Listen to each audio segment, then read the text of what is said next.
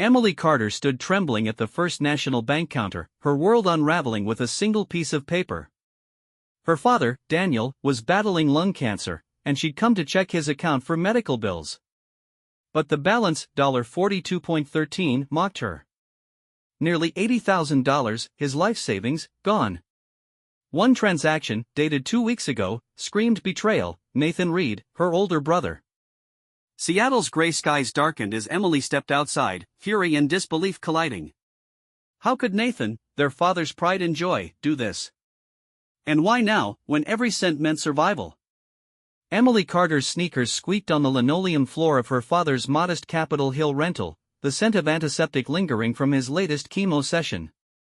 At 34, she was an art teacher with paint-splattered jeans and a heart stretched thin from months of caregiving. Daniel, her father, lay propped on pillows, his once robust frame now frail, eyes crinkling with warmth as he recounted old fishing trips. Emily forced a smile, chopping carrots for his soup, but her mind churned with the bank slip she'd clutched hours earlier, $80,000 gone, siphoned by her brother, Nathan Reed. The betrayal gnawed at her, sharper than the Seattle wind rattling the windows. Nathan, 38, lived across town in a sleek Bellevue condo, his life a glossy Instagram reel of tailored suits and artisanal coffee. A financial consultant, he projected success alongside his wife, Lauren, whose designer handbags matched her icy demeanor. To Daniel, Nathan was a star, his rare visits excused with a proud, "He's building something big." Emily, meanwhile, was the invisible glue driving Daniel to appointments, balancing her grating, and swallowing resentment when Nathan's name lit up their father's face. She'd never craved the spotlight, but the bank's revelation shattered her restraint. How could Nathan steal from their dying father? That evening, Emily drove to Nathan's condo, the Space Needle's silhouette fading in her rearview. Her knuckles whitened on the steering wheel, replaying the teller's words, one withdrawal, Nathan's name, no explanation. She needed answers. The condo's lobby gleamed with marble, a stark contrast to her own cramped apartment. Nathan answered the door in a cashmere sweater, wineglass in hand, his easy grin faltering as he saw her face. What's up?" he asked, casual as if they'd bumped into each other at Pike Place Market. "Are you kidding me?" Emily's voice cracked, holding up the bank slip. "You took Dad's money. All of it. 80 grand, Nathan." Her words echoed in the high-ceilinged foyer. Nathan's eyes flicked to Lauren, lounging on a leather sectional, her phone blowing. He stepped outside, closing the door softly. "Keep it down, Em. It's not what you think." "Not what I think," she snapped, her breath visible in the chilly air. "Dad's account is empty. He's counting on that money for treatment, for bills. What the hell were you thinking?" Nathan sighed, swirling his wine. "It's a loan, okay? I needed it for a business deal, a big one. Dad doesn't need to know, it'll stress him out." His tone was smooth, rehearsed, like he'd practiced this excuse. Emily's stomach twisted. "A loan? Without asking him? You drained everything, Nathan." "He's dying." "Exactly," Nathan said, eyes narrowing. "He's got bigger problems than money. I'll pay it back in a few months. Don't turn this into a drama." Lauren's voice cut through from inside, sharp and bored. "She's always so intense, Nate. Let her cool off." Emily's cheeks burned. Intense? She'd spent months keeping their father alive while Nathan played king. "You're unbelievable," she said, voice low. "Dad trusts you, brags about you, and this is how you repay him? Stealing his life savings?" Nathan leaned closer, his cologne sharp. "I'm not stealing. I'm investing. You wouldn't get it, you're not exactly swimming in ambition, are you?" The jab stung, but Emily held his gaze. "This isn't over," she said, turning to leave. "Dad deserves better." As she stepped into the elevator, Lauren's laughter followed, light and cruel. Back in her car, Emily gripped the wheel, her pulse pounding. Nathan's nonchalance wasn't just greed, it was control. She'd always known he was selfish, but this? It was calculated. Her phone buzzed, a text from her colleague Jamal. "How's Daniel? Need anything?" Jamal, a history teacher with a knack for cutting through nonsense, had been her rock lately. She typed back, "Can we talk tomorrow? It's bad." She couldn't tell Daniel yet, the truth would crush him. But staying silent felt like letting Nathan win. At home, Emily sank onto her couch, the bank slip crumpled in her fist. Memories flooded in Nathan as a teen, borrowing cash from Daniel's wallet, always with a charming excuse. Daniel forgave him every time, blind to the pattern. Emily had cleaned up the messes, but this wasn't a spilled soda or a dented car. This was their father's future, stolen. She stared at Daniel's photo on her fridge, his grin wide from a camping trip last summer. He'd been healthy then, unaware of the cancer lurking. Now, he was fading, and Nathan was robbing him blind. Emily's chest ached with guilt. She should have checked the account sooner, questioned Nathan's visits. But guilt wouldn't fix this. Action would. Tomorrow, she'd dig deeper. Nathan thought he'd outsmarted her, but Emily wasn't the pushover he assumed. She'd find proof, protect Daniel, and make Nathan face the consequences legally, no matter how hard he fought. The Seattle skyline glittered outside, indifferent to her resolve. For the first time in months, Emily felt a spark of fight. Nathan had crossed a line, and she'd make damn sure he regretted it. Emily Carter sat in her cluttered Seattle apartment, the glow of her laptop casting shadows across paint cans and half-finished canvases. The bank slip from Daniel's drained account, $80,000 gone, taken by her brother Nathan, burned in her mind. At 34, she was used to being the reliable one, the art teacher who juggled lesson plans and her father's cancer care while Nathan, 38, played the untouchable golden son. But this betrayal was a knife, and Emily wasn't about to let it slide. She needed a plan, something concrete to expose Nathan without breaking Daniel's heart. Telling him now, mid-chemo, felt like a cruelty she couldn't stomach. The next morning, she met Jamal, her colleague and confidant, at a bustling Capitol Hill cafe. Over steaming lattes, she spilled everything: the empty account, Nathan's smug "it's a loan" excuse, and Lauren's dismissive sneer. Jamal, a history teacher with a sharp eye for human nature, leaned back, frowning. "He's banking on you staying quiet, Em. People like Nathan don't just take once, they keep digging." "You checked for other transactions?" Emily blinked, caught off guard. She hadn't thought beyond the big withdrawal. "Not yet," she admitted. "But I will." Jamal's words stuck with her. That afternoon, she visited Daniel's rental, where he was napping, his breathing shallow. Guilt nod, she hated snooping, but she had to know. With his permission, she logged into his online banking, her fingers trembling. The big $80,000 hit was there, but so were others: $5,000 to an account in Lauren's name, $10,000 to another unfamiliar one, stretching back months. Her pulse quickened. Nathan wasn't just reckless, he was systematic. Then she found something worse: a document showing Daniel had signed over power of attorney to Nathan last year, citing emergency needs. Had Nathan manipulated him when the diagnosis hit? Emily's mind raced. Nathan's condo, Lauren's designer bags, were they funding their lifestyle with Daniel's savings? She snapped a photo of the screen, her hands shaking. This wasn't just theft, it was a betrayal layered with intent. But another twist hit when she remembered a school fundraiser last month. Jamal had mentioned overhearing Lauren bragging about a big investment to a donor, something that would set them up for life. Emily's stomach churned. Was Nathan funneling Daniel's money into some shaky venture to save his own skin? She called Jamal, pacing her apartment. "There's more withdrawals," she said, voice tight. "And power of attorney, Nathan's had control for months. I think he's using Dad's money to cover his own failures." Jamal whistled low. "That's fraud territory, Em. You need to lock this down before he moves more. Got anyone who can help legally?" Emily thought of Sarah, a lawyer friend from college who'd handled small claims cases. "Maybe," she said. "But I need proof he's hiding something." Sarah met her the next day at a quiet Pike Place diner, the clatter of dishes muffling their talk. Emily showed her the transaction screenshots and power of attorney form. Sarah's brow furrowed. "This looks bad, Emily. Power of attorney doesn't give him a blank check, it's for Daniel's benefit, not Nathan's. If he's misusing it, it's abuse. We could freeze the account, but you'll need more evidence. Emily nodded, resolve hardening. I'll get it. Back at school, she taught her classes on autopilot, sketching in her planner during breaks.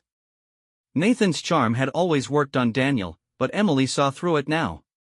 She remembered his consulting gigs, flashy pitches, vague results. Last Christmas, he'd dodged questions about a client deal gone south, laughing it off with wine. Was he desperate enough to steal from their father to stay afloat? That evening, she drove to Daniel's, finding him awake, flipping through old photos. "You okay, kiddo?" he asked, voice weak but warm. Emily forced a smile, tucking a blanket around him. "Just tired, Dad." She couldn't tell him, not yet. His trust in Nathan was a lifeline, and shattering it felt like betrayal of her own. But silence weighed heavier every day. Then came another jolt. Checking Daniel's email for a hospital bill, she found a forwarded message from Nathan, buried in a folder, a bank alert about a pending transfer of Daniel's remaining assets to an offshore account. The date was yesterday. Panic surged. Was Nathan planning to vanish the money entirely? She screenshot it, heart pounding. This wasn't just greed, it was a scheme. Emily called Sarah again, her voice urgent. "He's moving more money offshore. Can we stop it?" Sarah's tone was grim. "If you've got that email, we can file for an emergency freeze." "But Emily, this'll blow things open. Nathan will know you're onto him." Emily swallowed hard. "Good. He needs to." At home, she stared at Daniel's photo on her wall, his grin from a healthier day. Nathan thought he'd outplayed her, counting on her loyalty to Daniel to keep her quiet. But loyalty didn't mean enabling theft. She'd fight this through lawyers, through evidence, through every legal channel she could find. Nathan's mask was slipping, and Emily would make sure it fell. Emily Carter's hands trembled as she clutched her phone, the screenshot of Nathan's offshore transfer glaring back at her. The Seattle rain drummed against her apartment windows, mirroring the storm in her chest. At 34, she'd spent months anchoring her father, Daniel, through lung cancer, while her brother, Nathan, 38, drained his savings, $80,000 gone, plus smaller withdrawals to his wife, Lauren's accounts. Now, this email about an offshore move proved Nathan wasn't just greedy, he was desperate, maybe dangerous. Emily, an art teacher with more grit than glamour, knew she had to act fast, but legally Daniel's trust in Nathan was fragile, and shattering it could break him too. She met Sarah, her lawyer friend, at a Capitol Hill diner, sliding the phone across the table. Sarah's eyes narrowed at the email. "This is serious, Emily. Moving money offshore screams intent to hide it. We can petition to freeze his accounts, citing fraud, but we need more than screenshots, bank statements, maybe witness statements." Emily nodded, her jaw tight. "I'll get them." Sarah leaned forward, voice low. "Nathan's got power of attorney. That gives him leverage unless we prove abuse. Be careful, he'll fight dirty." Emily's stomach twisted. Nathan's charm had fooled Daniel for years, she'd have to outsmart him without tipping him off. Back at school, Emily taught her art classes, her mind elsewhere. She replayed Nathan's condo confrontation, his cool "it's a lone lie," Lauren's smirk. Then Jamal's fundraiser tip, Lauren bragging about a big investment. Was Nathan sinking Daniel's money into a failing deal to save his shaky consulting firm? Emily dug into Nathan's social media, finding polished posts about new ventures but no substance. A LinkedIn comment hinted at a client lawsuit, trouble he'd never mentioned. She saved it all, building her case. That evening, she visited Daniel's rental, where he sat sketching boats, a hobby from healthier days. His cough was worse, his eyes distant. "You're quiet, Em," he said, patting her hand. She forced a smile. "Just grading papers, Dad." Lying felt wrong, but the truth, Nathan's theft, the offshore plan, would gut him. She checked his email again, finding another bank alert, a $20,000 transfer to Lauren, labeled consulting fees. Rage flared. Lauren wasn't even subtle. Emily forwarded it to Sarah, her resolve stealing. The next day, Nathan called, his voice syrupy. Dinner at our place tomorrow? Dad could use some family time. Emily's skin crawled, he rarely hosted. Was he sniffing out her suspicions? Sure, she said, keeping her tone light. At the dinner, Nathan's Bellevue condo sparkled, all glass and chrome. Daniel beamed, frail in his chair, as Nathan poured wine, playing Perfect Sun. Lauren, in a silk dress, gushed about their charity work. Emily bit her tongue, noticing Nathan's watch, a new Rolex, glinting like a taunt. Halfway through, Nathan dropped a bomb. Dad, I've been thinking, he said, leaning forward. Let's consolidate your finances under my management, simplify things. Daniel nodded, trusting. Emily's fork froze. Consolidate? He was locking in control before she could stop him. Isn't that a lot for you to handle? She asked, voice steady despite her pounding heart. Nathan's eyes flicked to her, sharp. I've got it, Em. You stick to teaching. Lauren chuckled, a sound like breaking glass. Later, clearing plates, Emily overheard Nathan on a call in the study. Yeah, it's moving soon. No trace. Her blood ran cold. Was he talking about the offshore account? She slipped into Daniel's room, where he was dozing, and checked his laptop. A new email confirmed her fears, a transfer request for his remaining $15,000, set for tomorrow. She snapped a photo, hands shaking. Nathan was escalating, and time was running out. She texted Sarah, he's moving the rest. Tomorrow. Sarah replied instantly, file tonight. I'll draft the freeze order. Emily hesitated, guilt gnawing. Exposing Nathan meant dragging Daniel into court papers, maybe headlines. But letting Nathan win meant Daniel's legacy, his hard-earned savings, vanished. She drove home, the city's lights blurring through tears. At her apartment, she sifted through evidence, screenshots, bank alerts, the power of attorney form. Then, a memory hit, Nathan's old business card, tucked in a drawer from a holiday party. It listed a firm that had folded last year, tied to a fraud probe in Tacoma. Had he been desperate enough to use Daniel's money to cover debts? She Googled it, finding a forum post about Nathan's shady deals. It wasn't proof, but it was a thread to pull. Emily called Jamal, pacing. He's moving the last of it, she said. I'm filing to stop him, but what if Dad finds out? Jamal's voice was firm. You're protecting him, Em. Nathan's the one who should be scared. His words grounded her.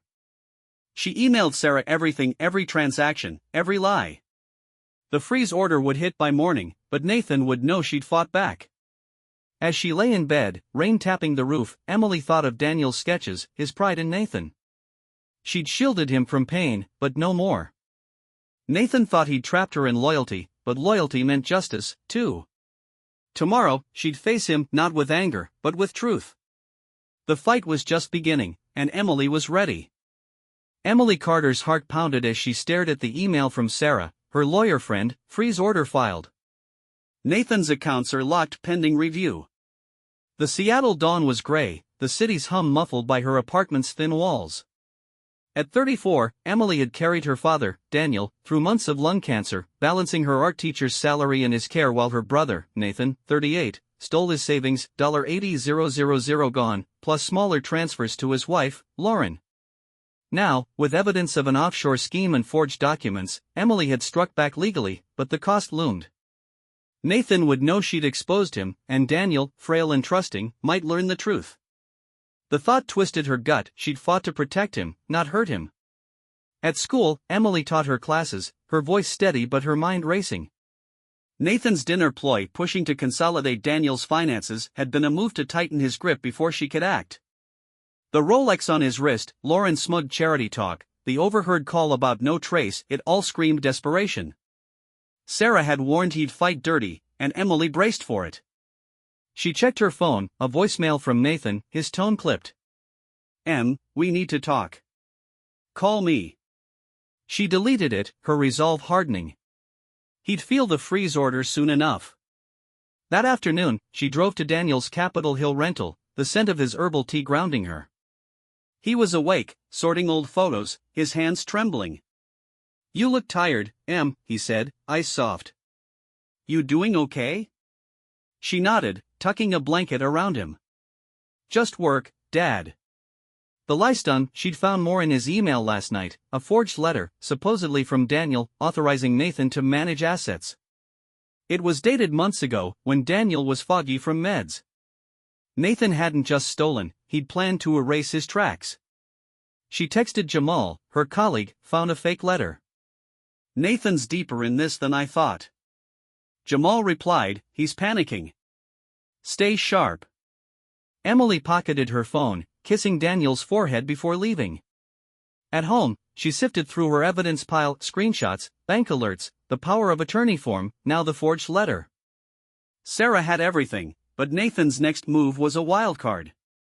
Would he confront her? Double down? Her phone buzzed, a text from Lauren, "You're making a mistake, Emily. Back off." The threat was subtle, but it lit a fire. Lauren wasn't just complicit, she was in deep. The next morning, Emily met Sarah at a Pike Place cafe, the clatter of tourists fading as they huddled in a corner. Sarah slid a folder across. The freeze order's active. Nathan can't touch Daniel's accounts, but he's already lawyered up.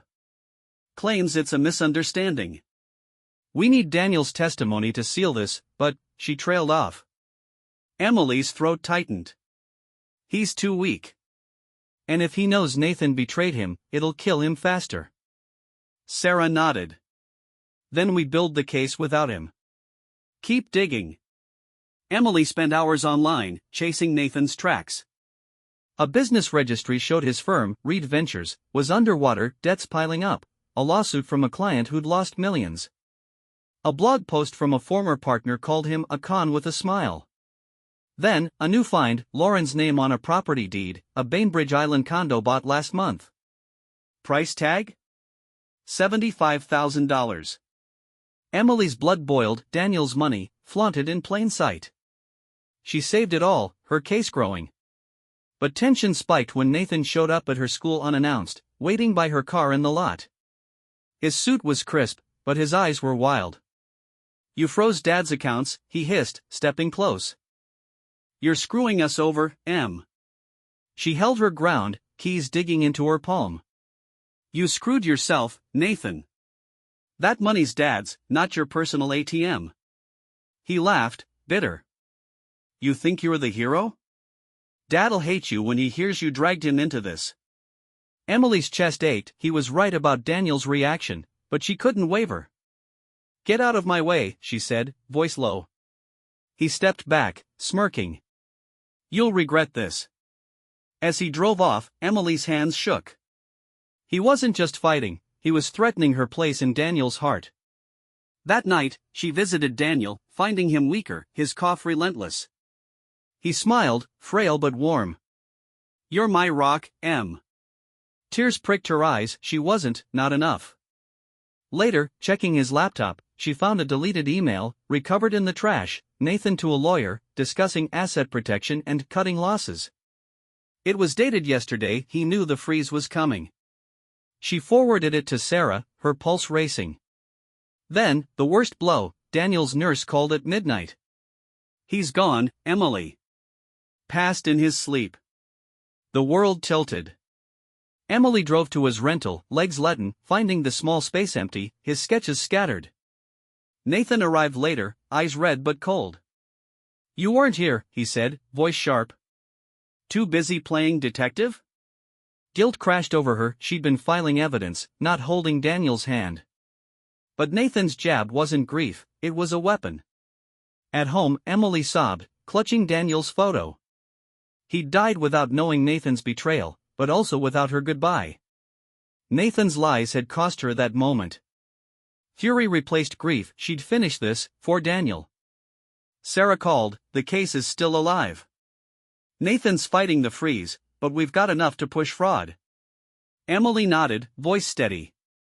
Do it. Nathan thought he'd broken her, but he'd only lit a fuse. Emily Carter stood in the quiet of a Seattle church, her hands clutching a program for her father Daniel's memorial. The stained glass windows cast soft colors across the pews, but her heart was heavy with grief and resolve.